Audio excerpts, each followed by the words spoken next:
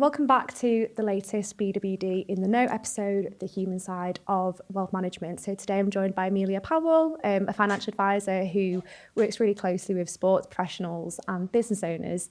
Emmelia, thanks so much for coming on. To kick things off, would you mind just telling me a little bit about how you got into financial advice? Thank you so much for having me. It's been lots of conversations. I've been really excited to come, so thank you. No worries. Accidentally. And that is the coin phrase of every advisor. Maybe that's the best way into the industry. But I was working for a bank, decided to have 3 children in very quick succession, super efficient, and needed something that was a bit more flexible. And it's really an interesting anecdote because I do a lot of clients that I work with, I see them shadowing very similar professions to their parents have been in. And that was similar to my story. So my mum's been in the advice industry for 40 years. And I just put my hand up and said, do you want some help with admin? 7 years later, 14 exams done. And that was quite a good ask, really, because I seem to have found something that fits. So. Yeah, wonderful. And how did you find, I guess, that transition from working in your role at the bank into doing all the exams and like where you are today? I think I didn't know what I was coming into. I just came in with a really open mind and a willingness to learn. I have massively enjoyed having the autonomy of your own firm, your own hours, the motivation that actually what you put in, you reap the rewards of. And that's not necessarily a financial reward, but the clients that we work with, we work really closely. And I see the beginning, middle, and end, which is a journey that is so nice to be a part of. And where I'd been in other industries and professions, you seem to be removed from that full customer journey. So it's very accidentally come in. And yeah, I don't think as a working mum, I would have been able to have a career for myself, be present for the girls as much as I can to the best of my ability, and do something I love. I can't advocate it as an industry enough for women because it's allowed me to be more than one person. Be present. I think that's amazing that you found something that not only you enjoy, but it's allowed you to have that time with your children. Because like you say, I think there's so many, obviously it's such a male dominated field, and there'd be a lot of women that might not realise that it can be a job that can work around your family life as well. Absolutely. I guess alongside that, what did you find, I guess, challenging when you first started establishing yourself within the wealth management space? That's an interesting question. I don't know whether I came in at a time where the industry was moving to a different style of advice. And I think if I reflected back now, I think I've caught a wave where the visibility of full financial planning, a much more client-oriented outcome has evolved. So I think that's actually worked in my favour, that the evolution of all this new tech and tools has meant I've come in at a time where what we're offering clients is quite different to what was offered. I think the normal struggles that people face coming into any industry, you've got to build a reputation, you've got to build a network.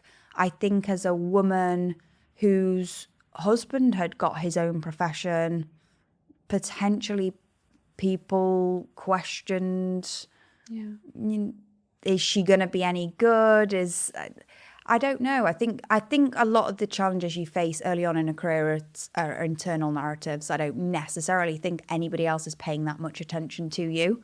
In their world, they've established themselves and there's a new face in the room. So I think we can be crueler on ourselves than how we are perceived, but the ordinary challenges, am I good at this? Am I doing the right thing?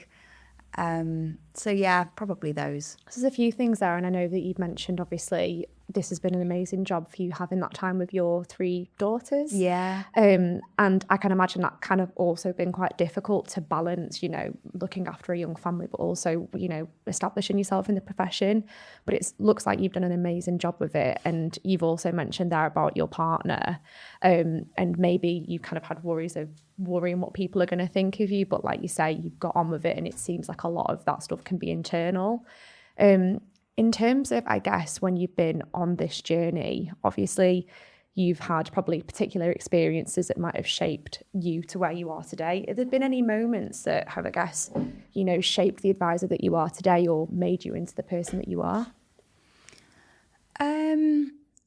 I think going through the examination process, people would see as it is just the thing that you have to do to become an advisor. You have to do your exams.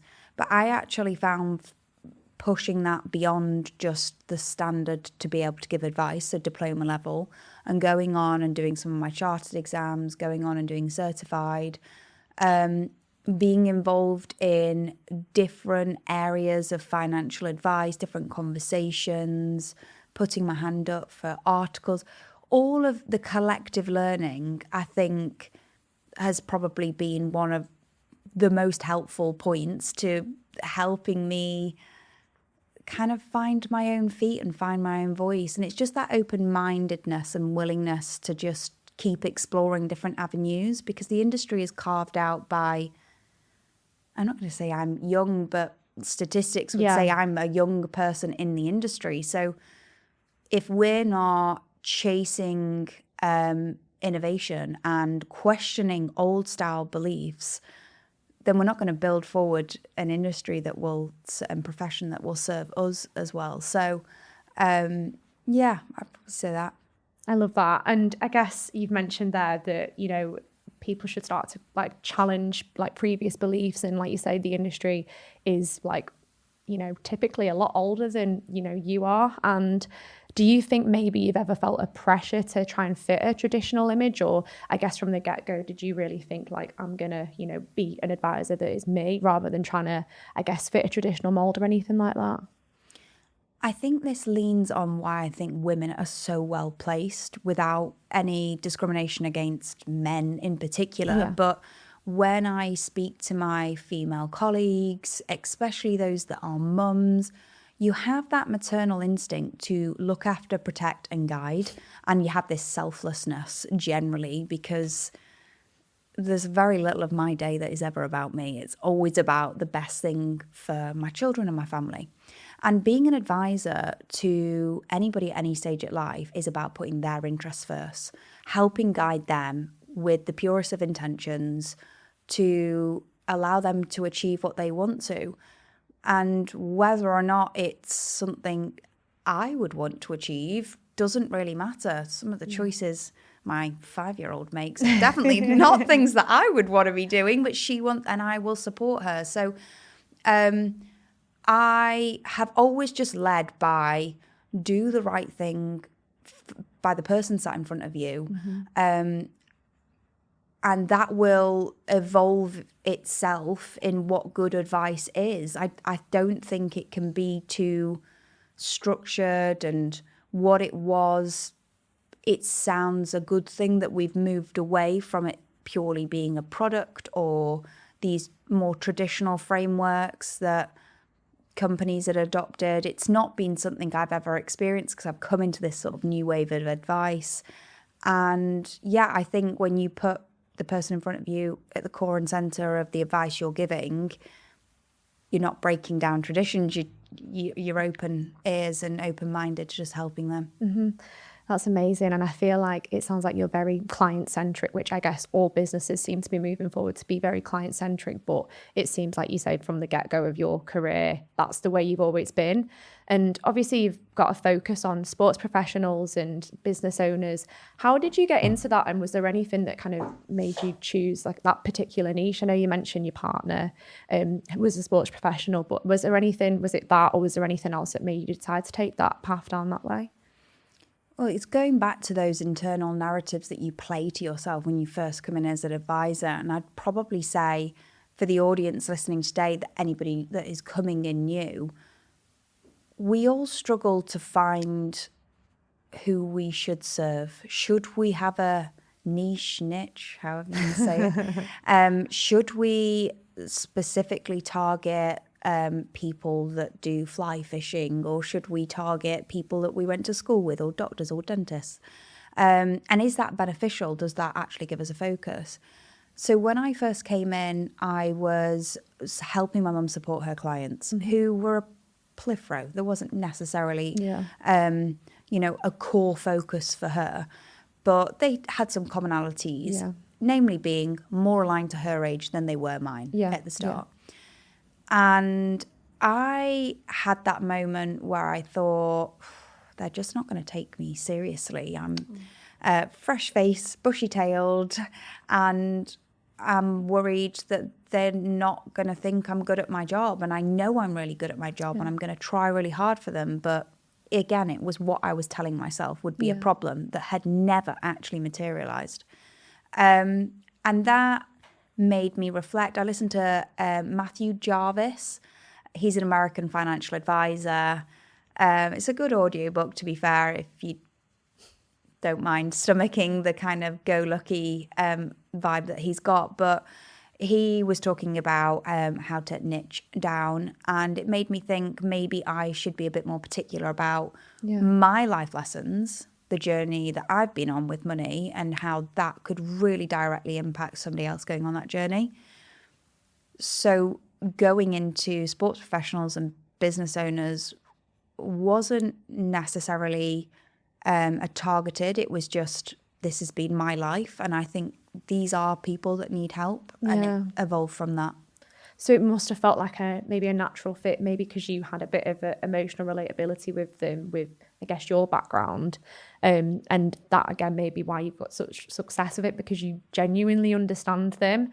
And do you think maybe other advisors, or I guess the traditional mould for dealing with clients, might just not work with these type of clients? Like you say, I know a lot of sports professionals will earn quite early on in their career, so a different approach needs to be taken.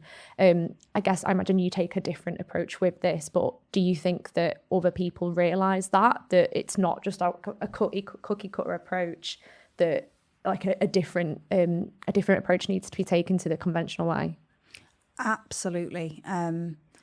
Whatever client is sat in front of me, whether they play football, whether they run a small business, a large business, whether they have just received an inheritance and never worked, no financial plan will be the same. It's always going to be different.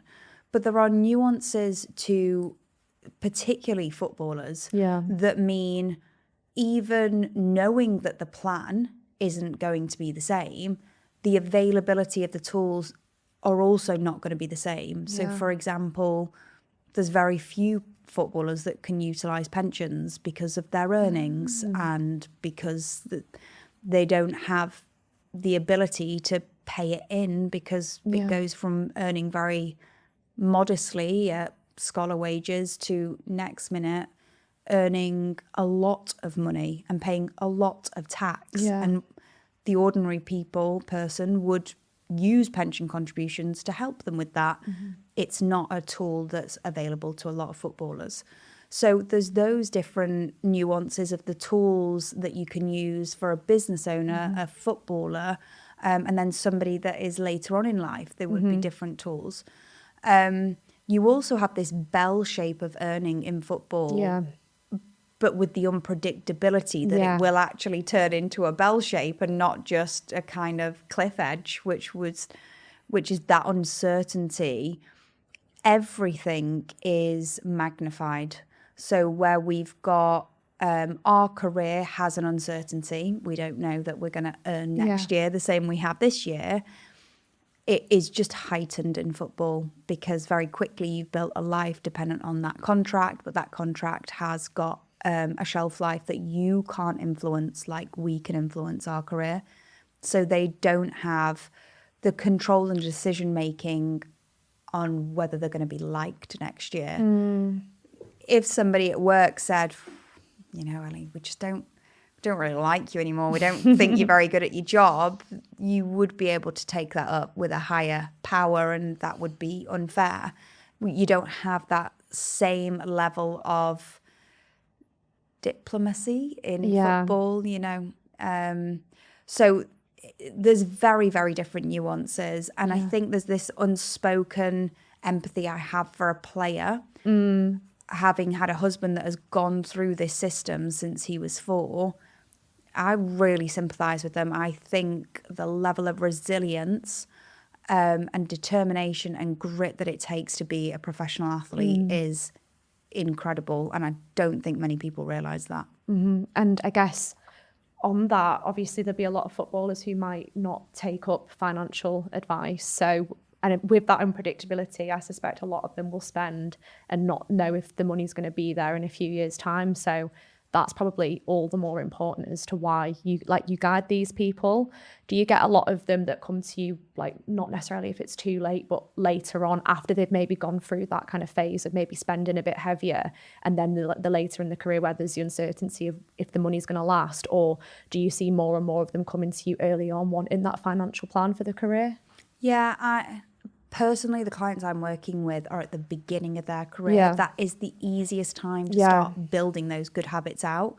It's very hard to unlearn turning left when you walk on an aeroplane, because a level of comfortability is, you know, that's all what we all want, don't we? So taking that away from yourself when you feel you deserve it because you do well financially is very hard. So my clients are younger, and we start creating that education around money, this contract. And my job is not to say you can't spend.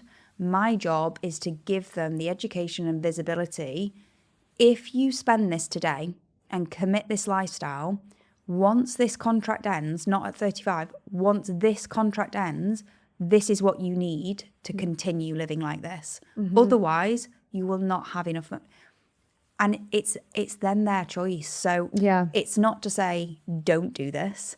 It's to say, let me bring you the reality. Let me show you. And if you decide that's the best thing for you, then I know I've given you all the information and all the knowledge to make the best decision. And I think that's what's missing, is that clarity. What does it mean? So if I get a new Range Rover every year, like, isn't that fine? I can afford it. And it's like, yeah, absolutely can afford it. But there's a cost to that later down the line. And it's about that conversation.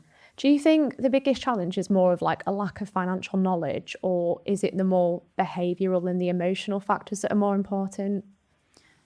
I would say there's a combination of both. I think the people around anybody young with money are so influential. Parents, agents, lawyers, accountants, that entourage of people really can influence and make all the difference. Now, myself and Nick received financial advice at a young age. Did we really get in the nits and grit of all the cash flow, the summary? No. We were 18, like, there was no pain. There was no immediate pain to us right there and then. We had money. We loved life. We were happy. Yeah. So I think having a good team around them, I think providing them with knowledge that they will resonate with. And it's really about reading them as people. Are they going to receive information that is more numerical, like this is what you need to achieve X and this is Y? Or are they much more visual? This is the lifestyle you're going to create. And this is where it becomes an art, doesn't it? Advice. It's not as black and white of, I can do this with your money. It'll go in this product. It'll get this return.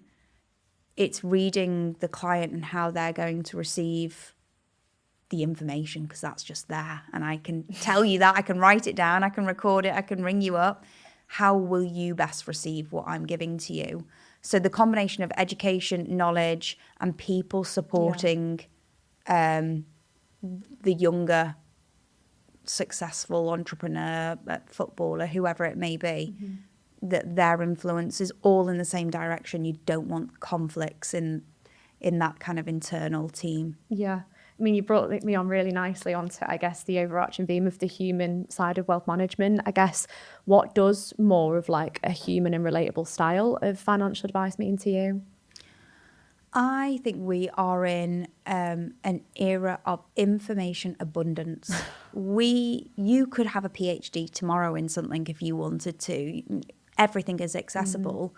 So I think personalisation is really important, and it's finding those motivations for each client. Yeah.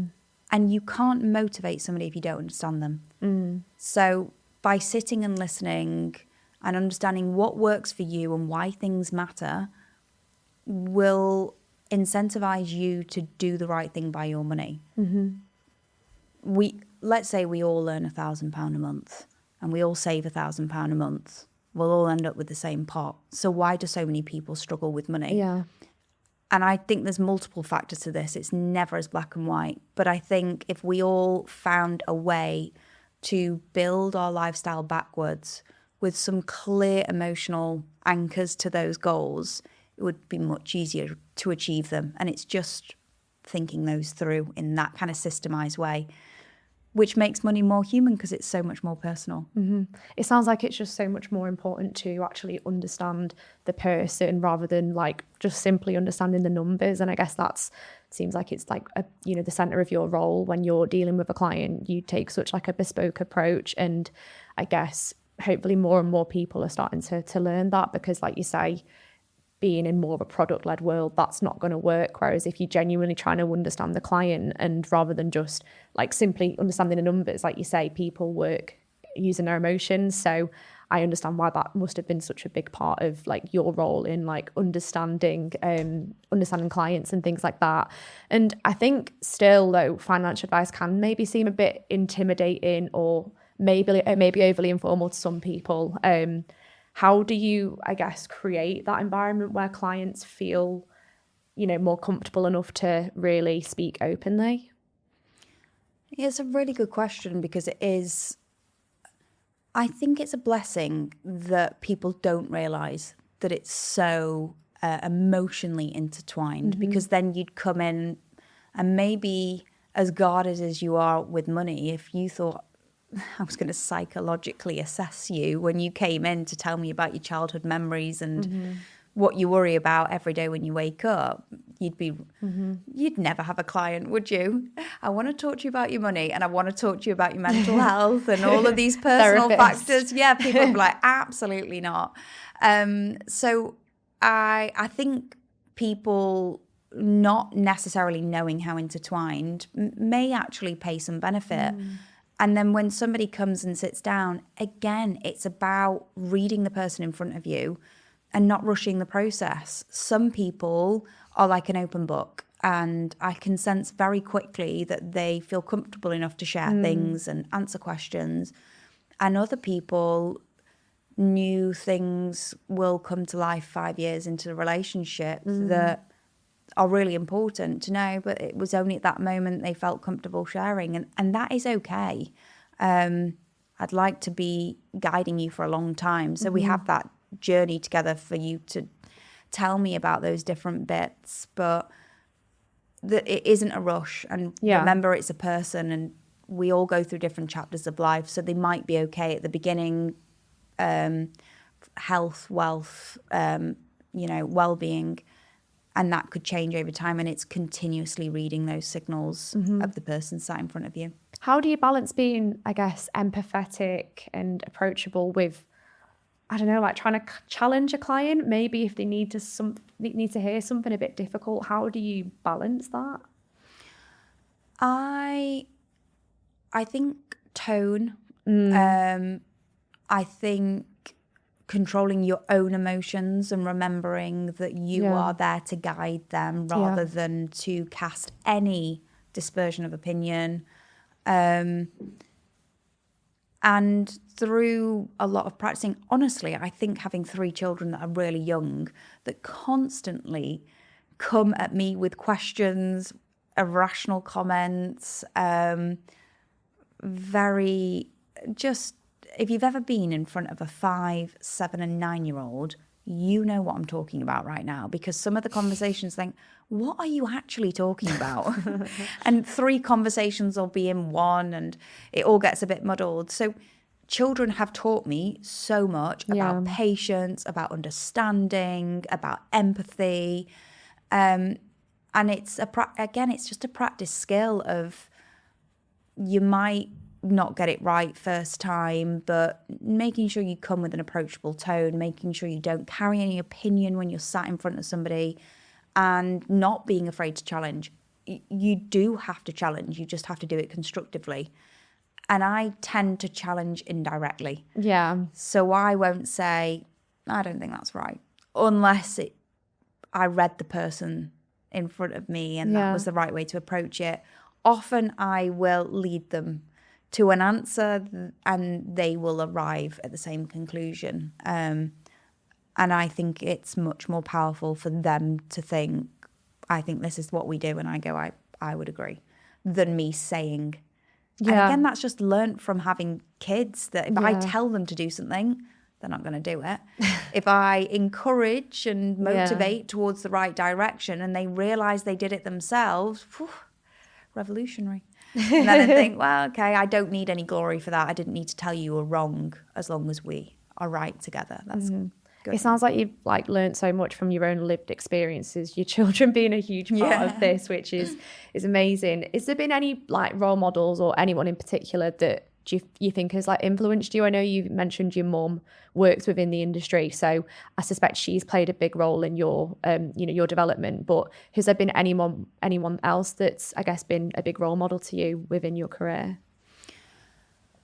Oh, there's so many. I've got a really close friend who is another professional in law, who's got children the same age as me. All of my family, there is ounces of their personalities. But my husband, probably most importantly, and this isn't just to throw recognition at my family, but they are the people that I spend the most time with. And in their individual ways, my mum doesn't tolerate, she has a high standard. Yeah. And that has really helped me when I have had clients that have equally got high standards and a low threshold for patience, let's say.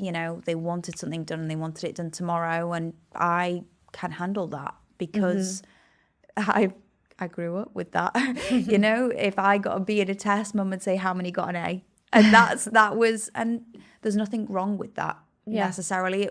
And I reflect on that and I'm pretty grateful that somebody was there and had that standard. And then on the opposite end of the spectrum, Nick, my husband, is really laid back. And I look at the resilience he's collected from his career and thought, I'd be fighting and saying, that's not fair, that's not right. And sometimes I think we've got to let it go. Yeah. It's just not worth it. It honestly isn't. 9 times out of 10, the things that had stressed me out historically, there was no outcome to that stress, no need for it. And I've learned through his kind of quite relaxed philosophy on life and problems that pretty much everything can get sorted in some way or the other. Don't let it get you down. So there's elements of lots of people around me that have inspired me. So probably not one role model, but collectively, I've got a good bunch of people around me that have helped. It sounds like you've got an amazing support network of people around you, whether it's family, friends, and that was kind of something I noticed when I came across you on LinkedIn, which is a nice segue into the personal branding side of things, because that was something I thought you did really, really well. And it was exactly how I came across you on LinkedIn. You do so well at, I guess, posting about your career, but also a little bit about your life as well online, which I think can be quite a difficult thing to do. Did, putting yourself out there online come naturally to you, or did it feel a bit kind of foreign at first? I remember the first LinkedIn post. I think I took a selfie and posted something. Oh, I can't even remember, but it wasn't anywhere near what I try and post today and the insights I try and give. But yeah, it does feel talking in front of the camera for first time. And I know a lot of people struggle with that. They'll say, oh, I'll post, but I'm not talking in front of camera.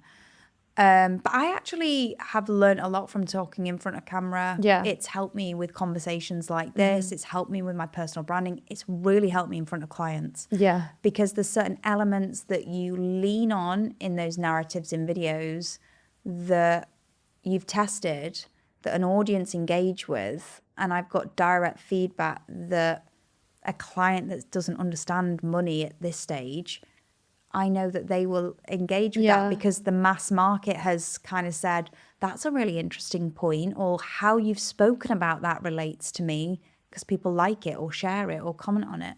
So it's a tireless, loveless job. There are posts where 3 people might have seen it and I think that took me hours to write. But it has actually helped. It's really helped. And I quite like the writing outlet. So sometimes I just do it for fun. Yeah. Do you find it easy to be authentic, or do you feel like sometimes, again, with being in such a professional job, you have to try and really make an effort to make sure what you're saying and what you're posting doesn't feel too like manufactured? It is a bit of a fine line. Yeah.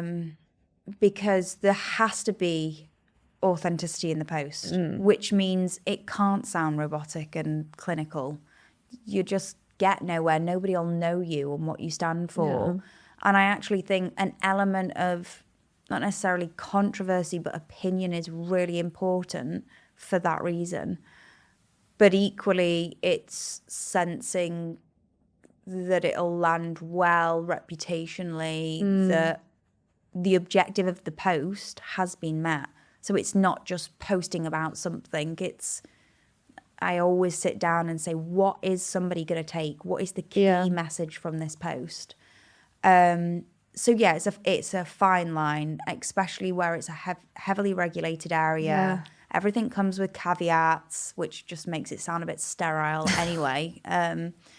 But if you don't put yourself out there, nobody will know you. And as a small firm, comparatively to the market, it's important that people know us because the business is everything to us and our clients are everything to us, and nobody will know about it if we don't tell them the good work we do. So yeah. Do you think other people maybe underestimate like the value of putting yourself out there and sharing your personality and perspective, and, you know, just, I guess, the personal side of personal branding? Do you think people maybe underestimate the value of it?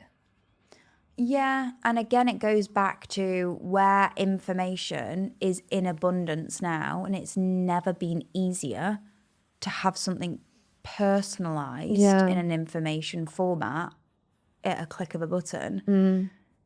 If you are competing against that, then the only difference is you and your story. The only way that somebody would want to sit with you over just posting it is the way you connect with them. And they can't tell that if you're not visible. Nobody will know anything about you if you're not going to tell them about it yourself. So I think it is really important. And I don't think there's a hard and fast rule. I think I came into the personal branding space thinking I've got to be on every platform, I've got to learn the rules of all these platforms, the format type, the hooks for this. I think if you just find a rhythm and stay consistent, if that's once a month you do a Substack blog, if it's once a month you do an Instagram story, find a rhythm, find a format that works for you and just stick with it, and it will help. I think sometimes, I mean, I find it myself, the hardest part about posting is knowing what to post. And you might have all these like really good ideas, but getting it from your brain onto a LinkedIn post or a video can be so hard. What like advice would you give to someone that's maybe got these really good ideas, but is a bit nervous of actually putting themselves out there? What advice would you give to them? Well, one, you'll get immediate feedback. So don't worry about getting it wrong. I mean, the more you get it wrong, the closer you are to getting it right. actually said to the girls last night, this is a bit of off on a tangent. I was busy working, and my daughter had got a new desk for her birthday. It's like an IKEA flat pack. She said, "Will you build it for me, Mummy?" I said, "No, I need to finish this work. Why don't you go and build it?" She's like, "I can't build it. I can't build it." I said, "Well, the fastest way to fail is to not try at all." Mm-hmm. And I would say that with posting, and there is no perfect way. Yeah. And if I look at all the influencers across all genres, yeah, it's all the weird and wonderful stories and people and the difference. People on paper that you think you're not going to be an influencer because you don't meet society's standards, they're the ones killing it. So don't doubt yourself. Your story will resonate with some people, and you'll find a way to post that is authentic to you, but you have to keep trying, and you have to fail as fast and as many times as you can, obviously with the day job at the side, to get that automatic feedback loop. And just as a anecdote to that, I think I came in thinking that it needed to be a massive story arc, thought out post, and I'd overcomplicated it.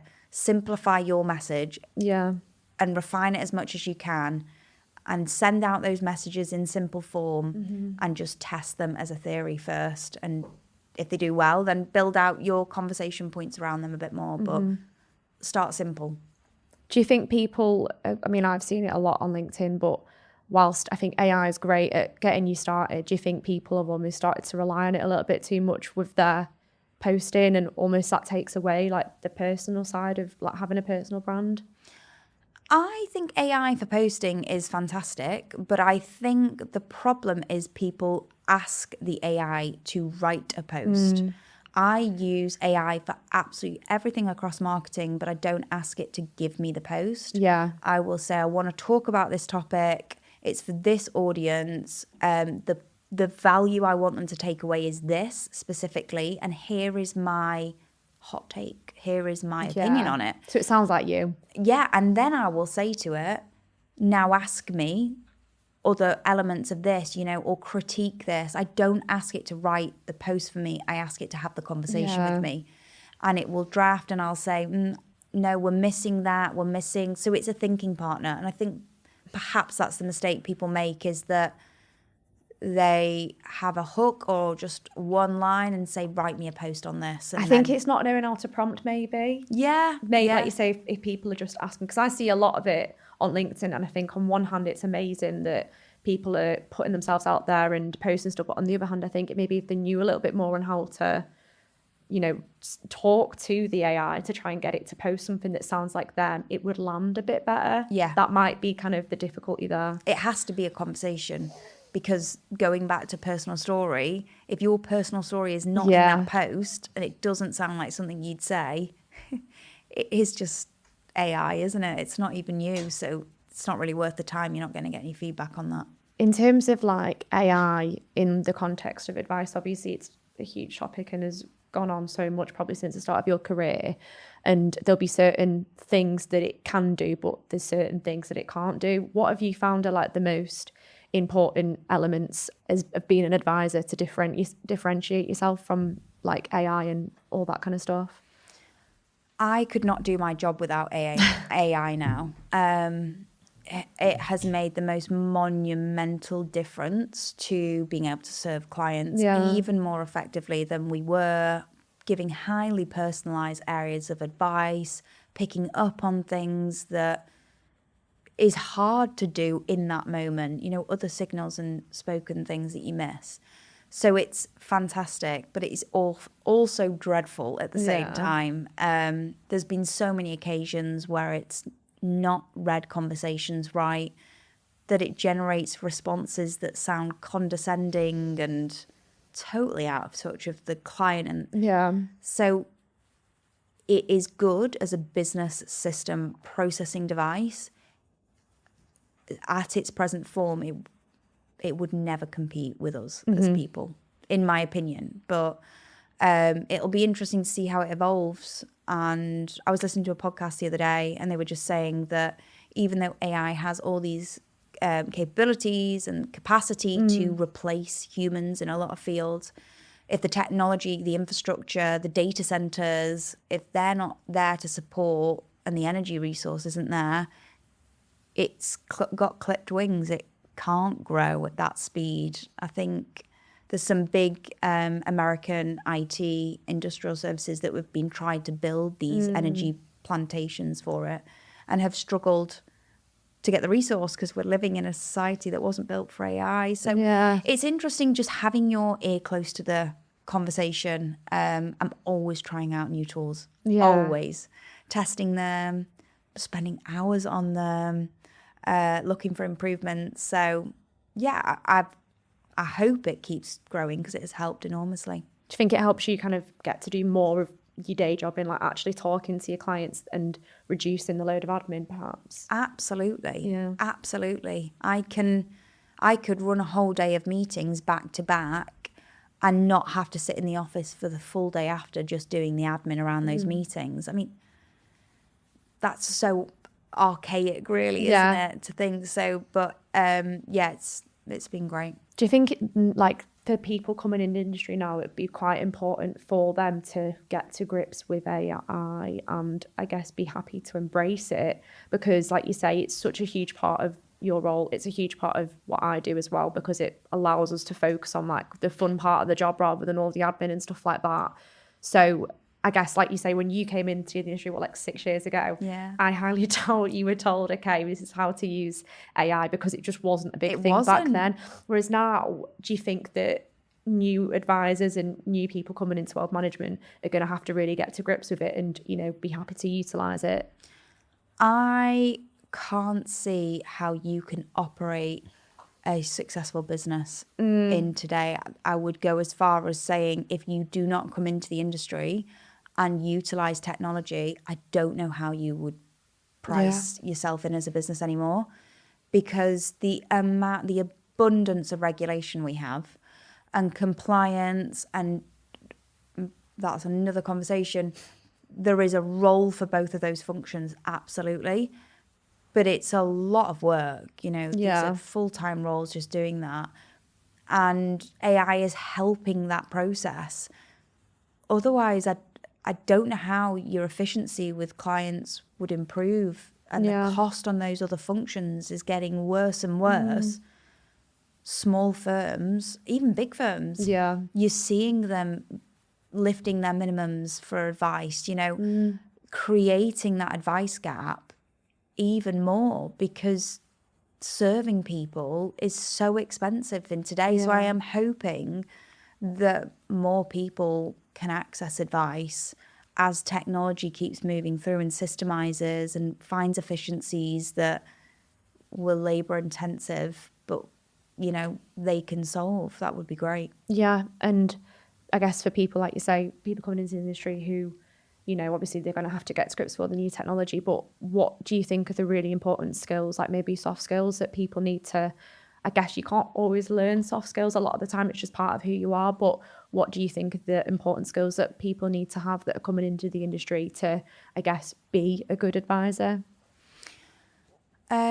I would say a willingness to learn, because a bit like the caveat you'd give with the cash flow plan, it's only really relevant today whilst these rules stand and your life is as it is that we've built.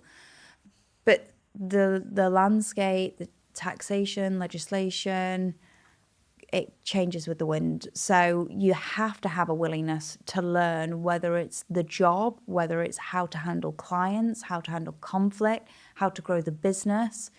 It's for those people that really are hungry and open-minded. And I don't think there's a one-size-fits-all advisor. I think it would be unfair to say you have to be X, Y, and Z to be a good advisor, because everybody will want to receive advice in a very different way. So it's good that we have these differences in our dispositions and the way you service, as long as the objective is the client and good outcomes.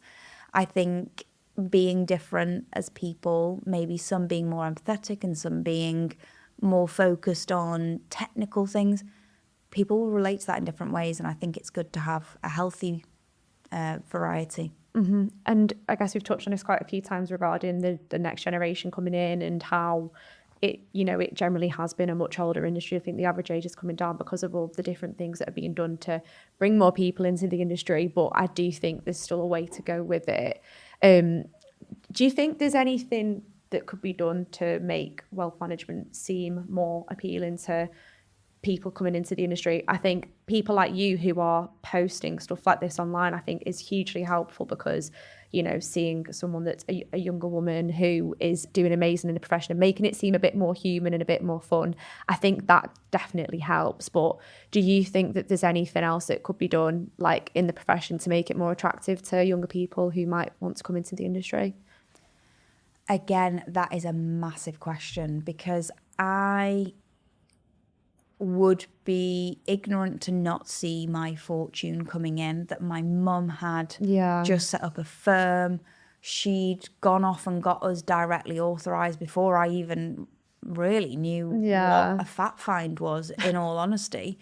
So I am lucky that I landed on the lap in a firm with a parent that said, go and do your exams, go and learn, go and network.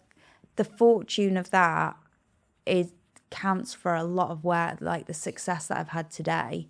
And I do recognise that. And I look at and speak to other advisors coming in the industry.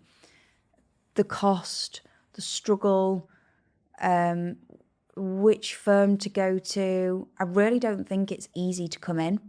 And if you come in, it's potentially a compromise to the route you would have wanted to choose. Maybe you want to be directly authorised, maybe you want to be with a network, however you want to. The availability is quite scarce and the knowledge to come in still seems to be less visible. What pathways are there? How do I get on them? What's the cost? What's the time frame? I think the assumption is you get signed off with CAS and you're an advisor, but I'd say the clock starts then, and you're potentially 10 years from feeling like you've got an established client bank and can be independent in that. So, yeah, I think it is really hard coming in, to be honest. Do you think it's also like creating awareness? So, like you mentioned, you were in a fortunate position where your mum had started a firm, and so you knew about the profession, I guess. I know when I was younger, I did not know what the profession was. I hadn't had any dealings with financial advisors. Like, I don't think my family had, maybe they had, but it wasn't something that, as maybe when I was leaving school, I knew about. So do you think more could be done in that respect of, I guess, making it seem like an exciting, attractive option for people like leaving school or going to university, of like an industry to go into? Yeah, I do. I think there has to be a relatability. I think what I have found is living this Benjamin Button life where I had children young and husband and well young. So it created what we would have expected to have had in our 40s ordinarily, in our 20s. And it gave me that life experience. Yeah. I do think that is quite important for the job. Unless you are particularly working with those that are in the same lane as life as you and handling student loans and handling buying the first house and how to tinker with the pension. But again, that's a very different advice model and one that could really struggle. So I think life lessons and having some experience through different chapters and experience of being a parent and getting married and things, I think they are all helpful, but yeah. Do you think, like, this is quite a big question, but do you think if you hadn't maybe had as many lived experiences as you've had, so like you say, having a family young and having a partner who earned well earlier on, do you think maybe had that not happened, you still would have fell into the profession? It's a really good question. I don't actually know, because it all is a layered domino effect. That I met him, and would I have had children in my 20s if I hadn't have been in that? Probably not. Yeah. So would I have? So who knows? Yeah. I am so glad I found it. I absolutely love what I do. I really love what I do and making a difference to people's lives. And some of the best moments are sitting with clients and then them saying, I know what I need to do now. Like, I feel confident. I'm excited. Every year doesn't feel like it's a pull. I know where my money's going and why. Mm-hmm. And regardless of that bit, I feel like there's one less weight on my shoulder. Mm-hmm. And we're all carrying so much. So to take that financial pressure off people, I personally get a lot of satisfaction in that. It seems like a common theme with, I think, everyone I speak to, that everyone fell into the Yeah. wealth management industry. I don't think I've spoke to anyone yet who, you know, grew up. Pursued it. Yeah, everyone seems to fall into it, but then they fell into it and it suited them so well. And it's like, God, I'm so glad that I found this career. Do you think that there's any like misconceptions about, you know, the financial advice world as a career that maybe needs to be challenged at all? I'm sure there's absolutely plenty, and it'll be a bit of a reflection of what kind of advisor you are and who you're speaking to. But there is horror stories for every profession, isn't there? Yeah. So I think some misconceptions are probably formed from what the advice industry was, or people in the advice industry today that don't do things for the right reason. People often think I can do a tax return. I can read a tax return, but I'm not going to be filing your tax return for you. Again, the perception that I can work you out a percentage off the top of my head. I'm generally all right with percentages, but once you start getting into like 13.753421, you've lost me. I'll just get my calculator out. So there's lots. I think people expect me to tell them, this is more client side, that they can't spend money. That is especially with footballers. They think that once I speak to a financial advisor, I've basically signed away the deeds to my bank account. That's it. I'm never going to be able to spend again. And just going back to an earlier point, I will never tell somebody you can't spend it. Yeah. I will put you in the best position to understand what will happen if you do. And if you're willing to take that on and make that commitment, this is your plan and your money. So it's not my decision. I'll just tell you the cost, compromise, risks. So yeah, there's loads of misconceptions, but yeah. I think we've touched on quite a few times about like the whole, you know, the fact that you fell down the path and going into this niche, and it's probably been influenced by, you know, your lived experiences, but also like the podcast that you listen to. So there's quite a few different parts there. Do you think that people who going into the industry should maybe have a think about creating a niche, or, you know, having a bit of an edge to them that's not just being like a general financial advisor? Or do you still think there's space for people to just cover all types of clients and not needing to have a specific focus? That's a really good question. I personally have found having a niche to be really beneficial. Yeah. It has given me route to connections with much more directiveness, because people have associated with me with serving this type of person. So therefore, you should be introduced to this person because they also. So it has opened up a professional network of people that can support me, my clients, and likewise me, their clients, really effectively. But I also think you need to think about your career and reverse engineer it as you would any plan, whether it's a business, a financial. What kind of business do you want to operate? So going into a niched environment will have its own caveats depending on the type of clients. For example, I do meet clients on a Sunday, because for footballers, they tend to only have like a Wednesday, Thursday or a Sunday off. So, and I go into that knowing that my Sunday isn't really my Sunday. That could be a working day for me. Fine. Business owners, again, it might be 7:00 meetings because their day is focused on the business. So if you want to niche, I'm guessing you want to niche because you understand it, the industry you're going to niche in. Otherwise, probably say give it a bit more time. And if you understand it, just check that that is creating a business that works for you and what you're trying to achieve. Otherwise, you might end up niching in something and think, I really wish I hadn't done this. I really don't want people ringing me at 9 o'clock at night. So yeah, that's what that'd be my advice before you go down it. And the other thing, before you niche, the beauty of me working with mum is that I see this whole journey of financial advice. So I'm working with a footballer and having early conversations at 17 with his family. And then I'm also looking at like later life annuity, long-term care annuity with another client, and then helping another client that's just sold an asset and is gifting and creating these tax vehicles. And so I'm seeing this journey of how money moves through clients' lives, and the ones that don't renew the passport at 80 and the ones that struggle to buy a house at 30. So it's very interesting. And I think if you niche, you might only follow a client through a certain chapter at that time. So you might feel a bit on the back foot. Sometimes the variety actually helps.